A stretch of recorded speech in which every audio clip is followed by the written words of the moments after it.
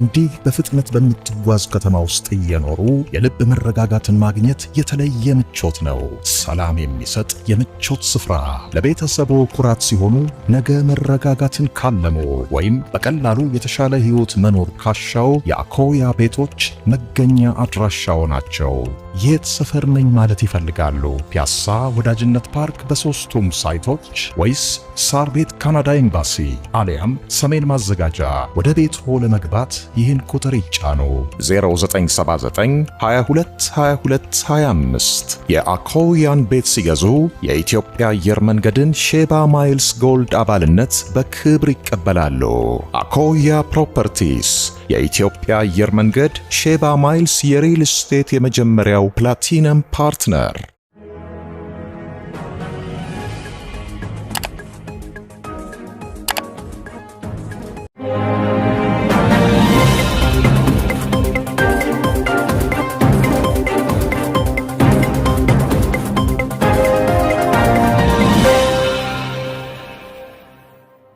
ጤና ይስጥልኝ ክቡራትና ክቡራን የዩቲዩብ ቻናል ቤተሰቦች፣ የሰዓቱን አጫጭር መረጃዎች ይዤ ቀርብ ያለው እስከ ፍጻሜ አብራችሁኝ ቆዩ። ክቡራን አድማጮች በርከት ያሉ መረጃዎች ዩቲዩብ ላይ ሲጫኑ ቀድሞ ለእናንተ ማስታወቂያ መልእክት ወይም ኖቲፊኬሽን እንዲደርሷችሁ የዩቲዩብ ቻናሌን ሰብስክራይብ በማድረግ የደወል ምልክቷን መጫን አትዘንጉ። ወደ ሰበር መረጃው ስናቀና ክቡራን አድማጮች ዛሬ ሌሊቱን የስልጣን ዘመናቸው 1 ዓመት የሞላው የአሜሪካው ፕሬዝዳንት ዶናልድ ጄ ትራምፕ ከነጩ ቤተ መንግስት ሆነው መግለጫ ሰጥተዋል። የ1 ዓመት የስልጣን ቆይታቸውን በተመለከተ በዚህ ንግግራቸው ታዲያ ኢትዮጵያን ጠቅሰዋል። መጪውን ጊዜ በኢትዮጵያ ላይ ፈተና ለመደቀን ያመላከቱ ነው የሚመስለው። በኢትዮጵያና በግብጽ መካከል ሊነሳ ያለ ጦርነቱን አስቆም ያለው አሁን ግድቡ ግብጽን በከፍተኛ ሁኔታ እንቅፋት ይሆንባታል። ስለዚህ እነነ መፈታው ቀጣይ ትኩረቴ የኢትዮጵያና የግብጽ ጉዳይ ነው ሲሉ ተደምጠዋል። ዛሬ ሌሊቱን ባደረጉት ንግግር ይህም ለኢትዮጵያ ፈተና እንደሚደቅንባት ነው የተነገረው። ጉዳዩን አስመልክቶ ትራምፕ ዛሬ ስለ ኢትዮጵያ ምናሉ በዝርዝር የምታደምጡት ሲሆን በሌላ በኩል በግሪንላንድ በተፈጠረው ውጥረት ዙሪያ ሩሲያም እጇን አስገብታለች። ይኸውም የአሜሪካው ፕሬዝዳንት ከዚህ ቀደም ግሪንላንድ የዴንማርክ አካል አይደለችም፣ ከዚህ ቀደም መርከብ አቆምኩ ብሎ ይሄ መሬት የኔ ነው ማለት አይቻልም በማለት የዴንማርክ ሉዓላዊነትን በመጣስ ግሪንላንድ የኛ ናት በማለት ወደ ራሳቸው ለመጠቅለል እየሞከሩ ባለበት ሰዓት ደግሞ በዚህ ውጥረት ላይ እንዲሁ ሩሲያ ተጨምራለች። ግሪንላንድ የዴንማርክ ሀብት አይደለችም፣ ይልቁንም የጋራ ሀብት ናት በማለት ነው ያወጀችው ሩሲያ ደግሞ። ይህ ደግሞ ውጥረቱን የበለጠ በአርክቲክ ላይ ያግለዋል ተብሏል።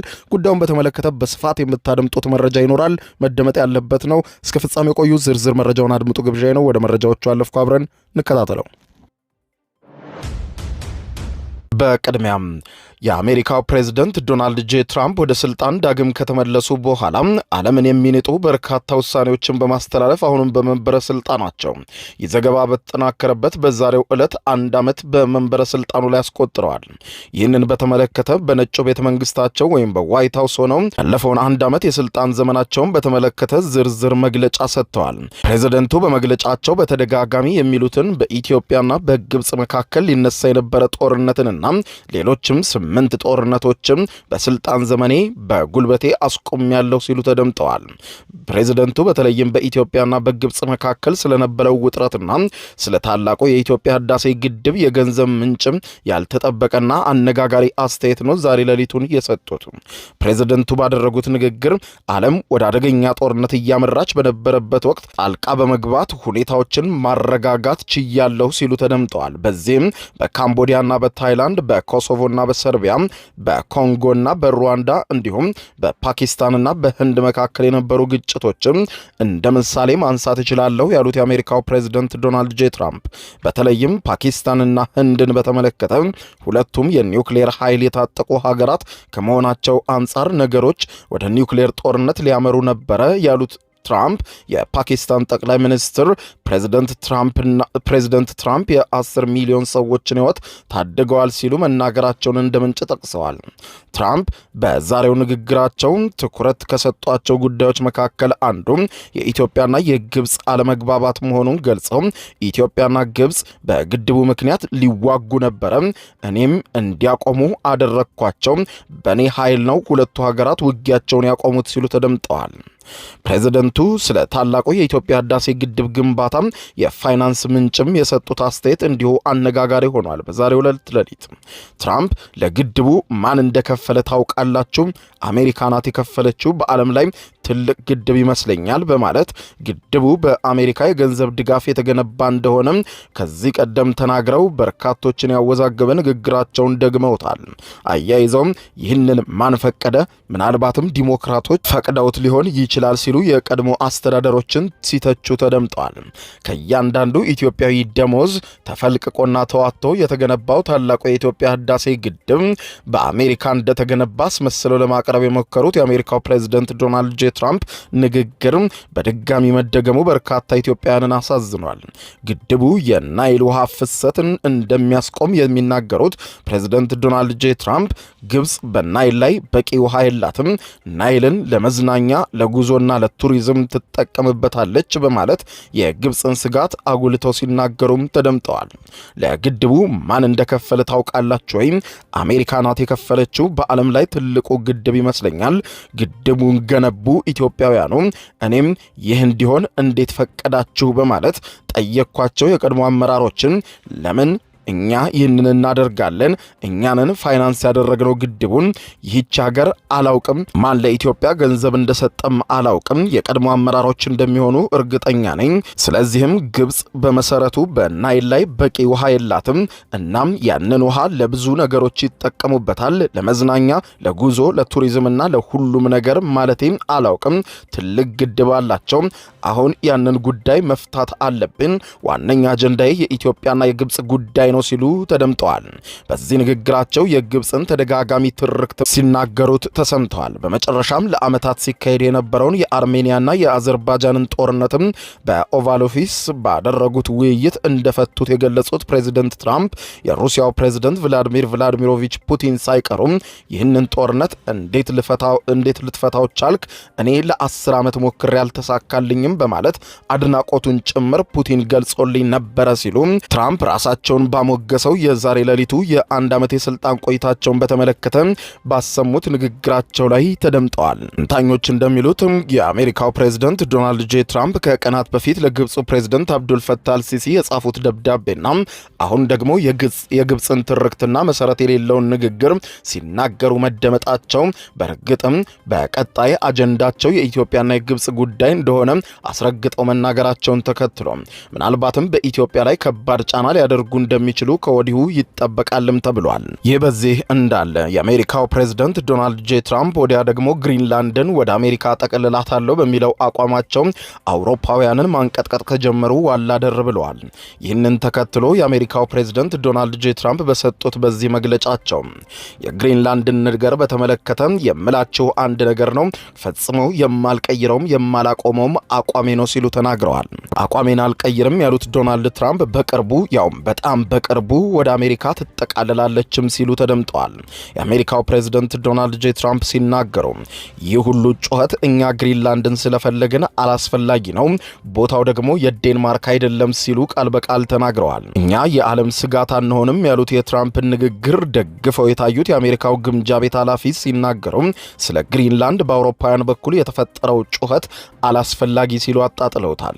ሮይተርስ እንደዘገበው ከሆነ በተለይም ደግሞ የፕሬዝደንት ትራምፕ የግሪንላንድ ግዢ ሐሳብ በዓለም መሪዎች ዘንድ የፈጠረው ድንጋጤና ቁጣን የአሜሪካ የግምጃ ቤት ኃላፊ ለማብረድ ሞክረዋል በማለት ገልጸው ሰዎች ይህንን ጉዳይ አጋነውታል፣ የተፈጠረው ስሜታዊ ጩኸት ከእውነታው የራቀ ነው፣ ተረጋግተን እናስብ፣ ግሪንላንድን ማለው ለዴንማርክ የሰጣት የዴንማርክ ንብረትም አይደለችም፣ በቦታው ላይ ምናልባትም ከዚህ ቀደም መርከብ ኖሯት ሊሆን ይችላል፣ እኛም ደግሞ መርከብ ነበረን ሲሉ የትራምፕን ንግግር ደግመውታል።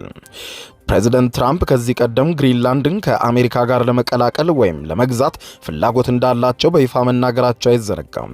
የአሜሪካው ግምጃ ቤት ኃላፊ ይህንኑ ሐሳብ በማጠናከር ነው ይህ ለዓለም ኢኮኖሚና ስትራቴጂ ጠቃሚ እርምጃ ሊሆን ይችላል የሚል አንድምታ ያለው አስተያየት የሰጡት።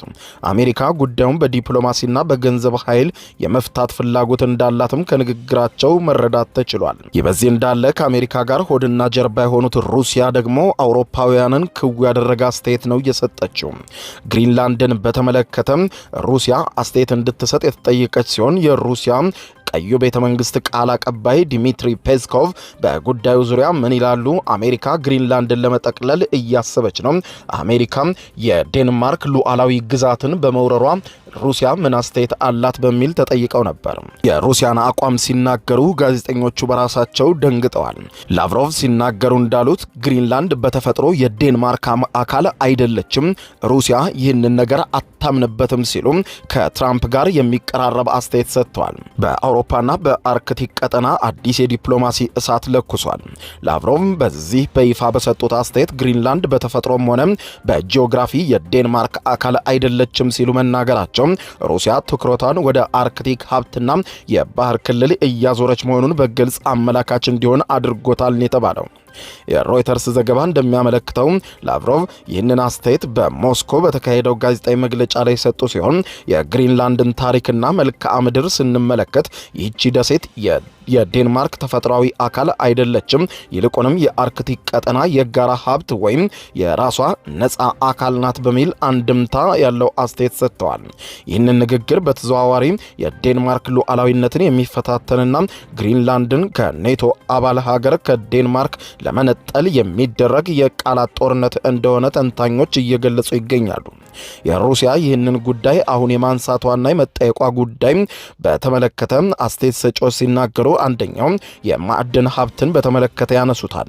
የአየር ንብረት ለውጥ ምክንያት የግሪንላንድ የበረዶ ግግር እየቀለጠ በመምጣቱ ከስሩ የሚገኝ እጅግ ውድ የሆኑ ማዕድናትን ወይም ሬር እርዝ ሚኔራልስ ዘይትና ጋዝን ለማውጣት ምቹ እየሆነ መጥቷል። ሩሲያ፣ ቻይናና አሜሪካ በዚህ አካባቢ አይናቸውን ከጣሉ ዋላደር እንዳሉ መረጃዎች ያመለክታሉ። የንግድ መስመርን በተመለከተ የበረዶ መቅለጥ አዲስ የባህር ንግድ መስመር ወይም ኖርዘርን ሲ ሩት ስለከፈተ ሩሲያ ይህንን መስመር ለመቆጣጠር በከፍተኛ ሁኔታ እንደምትፈልግ ተገልጿል።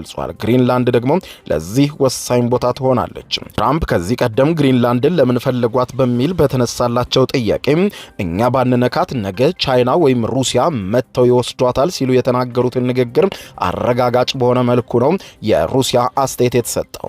ሩሲያም ግሪንላንድ የዴንማርክ አይደለችም ካለች በኋላ አካባቢው ከፍተኛ ማዕድን እንዳለውና የጋራ ሀብት እንደሆነ አውጃለች። ይህ ደግሞ በቀጠናው ላይ ውጥረቱን ወደ ባሰ ሁኔታ ይመራዋል። የሚገርመው ነገር ከዚህ ቀደም የአሜሪካው ፕሬዝዳንት ዶናልድ ጄ ትራምፕ ግሪንላንድ ከአሜሪካ ግሪንላንድን መግዛት እፈልጋለሁ ብለው እንደነበረ ይታወሳል። አሁን ደግሞ ሩሲያ በሌላ አቅጣጫ መጣ ግሪንላንድ የዴንማርክ አይደለችም የጋራ ሀብት ነች ማለቷ በአካባቢው ላይ ውጥረቱን የበለጠ እንደሚያግለው ተሰምቷል። ይህ የላቭሮቭ ንግግር በኮፐንሃገን ወይም በዴንማርክ በኩል እንደ ትልቅ ሉዓላዊነት ጥሰት እንደሚቆጠር ተመልክቷል። ግሪንላንድ ራስ ገዝ አስተዳደር ቢኖራትም የውጭ ጉዳይና የመከላከያ ስራዋ በሙሉ በዴንማርክ ቁጥጥር ስር ነው። ዴንማርክ የኔቶ አባል እንደመሆኗ ሩሲያ ግሪንላንድን መንካቷ ከኔቶ ጋር በቀጥታ እንደመጋጨት ይቆጠራል። አሁን ግን በተለይም ግሪንላንድ ራሷን የቻለች ቦታ ናት፣ የጋራ ሀብት ናት በማለት ሩሲያ ከዚህ ቀደም ብላ ማወጇ የአሜሪካ የኔቶ የበላይ ጠባቂ የሆኑት የአሜሪካው ፕሬዝዳንት ዶናልድ ጄ ትራምፕም በተደጋጋሚ ግሪንላንድን ከዴንማርክ ለመነጠልና ግሪንላንድ የዴንማርክ አይደለችም ማለታቸው ምናልባትም ለሩሲያ ምቹ ጊዜ እንደሚፈጥርላትም ተመልክቷል። በዚህ እንዳለ ዴንማርክ በታሪኳ አይታው ማታቀው ከባድ ፈተና ውስጥ እንደወደቀች ተመልክቷል። ይህንን ተከትሎ ታዲያ የአውሮፓ ህብረት ከዴንማርክና ከግሪንላንድ ጎን እንደሚቆም አውጇል። የአውሮፓ ህብረት ኮሚሽነር የሆኑት ኦርሱላ ቮን ደር ላይን ህብረቱ ለግሪንላንድና ለዴንማርክ ሙሉ ድጋፍ እንደሚሰጥ ያስታወቁት ሉዓላዊነት ለድርድር አይቀርብም በሚል ርዕስ ባቀረቡት ንግግራቸው ነው። በዳቮስ የቡድን 8 ላይ ንግግር ያደረጉት ኮሚሽነሯም የአውሮፓ ህብረት ከዴንማርክና ከግሪንላንድ ጋር እጅ ለእጅ ተያይዞ እንደሚሰራና የአሜሪካን ጫና ለመመከት እንደሚንቀሳቀስ ገልጸዋል። በመጣኔ ሀብትና በመሰረተ ልማት ዘርፍ ድጋፍ መስጠት እንደሚቀጥልም ገልጸዋል። የአውሮፓ ህብረት የአርክቲክን ደህንነት ለመጠበቅ ከአሜሪካና ከሌሎችም አጋሮች ጋር በጋራ ፍላጎት ላይ በማተኮር እንደሚሰራ ነው የገለጹት። ካናዳ፣ ኖርዌይ፣ ዩናይትድ ኪንግደምን ጨምሮ በአውሮፓ ያሉ ሀገራት የጋራ ደህንነት ትኩረት እንደሚሰጠው የገለጹት ኮሚሽነሯ አውሮፓ አዲስ የደህንነት መዋቅር መላመድ አለባትም ሲሉ ተደምጠዋል። ፕሬዝዳንት ዶናልድ ጄ ትራምፕ ግሪንላንድን የመጠቅለል እቅዳቸውን በማይደግፉ የአውሮፓ ሀገራት ላይ ታሪፍ ለመጣል መዛታቸውን ስህተት መሆኑን የገለጹ ሲሆን ያለፈው ነሐሴ የአውሮፓ ህብረትና አሜሪካ የንግድ ስምምነት መፈራረማቸውን በማስታወስ ስምምነት ነው፣ ወዳጆችም ሲጨባበጡ ትርጉም ሊኖረው ይገባል ብለዋል። ትራምፕ ታሪፍ የሚጥሉ ከሆነ ግን የአውሮፓ ምላሽም የጋራ እንዲሆን እየተግባባን ነው ብለዋል። ክቡራን አድማጮች ለሰዓቱ ብታደምጧቸው መልካም ናቸው ያልኳቸው አጫጭር መረጃዎች እነኚህ ናቸው። ከሰዓታት በኋላ በሌላ መረጃ ተመልሰን እስከምንገናኝ በያለንበት የዓለም ዳር ቸር እንቆይ።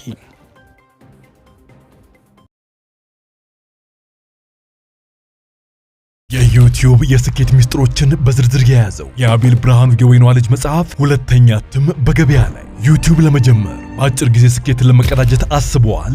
ዩቲዩብ ብጀምር ስንት ብር አገኘሁም ብሎ አስበዋል? እንግዲያውስ በዩቲዩብ 2 የወርቅ 3 የብር ሽልማቶችን ያገኘው የአቤል ብርሃኑ የወይኗ ልጅ የዩቲዩብ ሚስጥሮች መጽሐፍ በዝርዝር ሁሉንም ያብራራሉታል። ዛሬውኑ ገዝተው ህልሞን እውን የሚያደርጉበትን የዩቲዩብ የስኬት መንገድ ይጀምሩ። በሀገር ቤት አከፋፋይ አዲስ አበባ ሜክሲኮ ኮሜርስ መጽሐፍት መደብር። በውጭ ሀገራት ለምትገኙ ከአማዞን ላይ ብታዙ በቀናት ውስጥ ደጁ ይደርሳል። የአማዞን ሊንኩን እዚህ ቪዲዮ ኮሜንት ላይ ያገኙታል። የዩቲዩብ ሚስጥሮች፣ ዘመኑ ጋር ተፈላጊ መጽሐፍ።